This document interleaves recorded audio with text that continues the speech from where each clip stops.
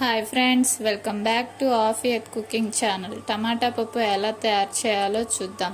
ముందుగా పావు కిలో టమాటాలు, పావు కిలో కందిపప్పు తీసుకొని అందులోకి హాఫ్ ఆనియన్, 4-5 గ్రీన్ చిల్లీ వేసి, చిన్న లెమన్ సైజ్ చింతపండు వేసి, అందులో కొత్తిమీర కొంచెం వేసి, పసుపు 1/2 spoon, salt 1.5 spoon, red chilli 2 spoons వేసి, కొంచెం 1 స్పూన్ ఆయిల్ వేసి 2 విజిల్స్ వచ్చి ఉడికించి తర్వాత మ్యాష్ చేసుకొని పోపు వేసుకోవాలి. ఆయిల్ గీ వేసి పోపు దినుసులు, జీలకర్ర, వెల్లుల్లి, ఉల్లిపాయలు, కరివేపాకు వేసుకొని గోల్డెన్ కలర్ వచ్చిన తర్వాత పప్పులోకి ట్రాన్స్ఫర్ చేసుకోవాలి.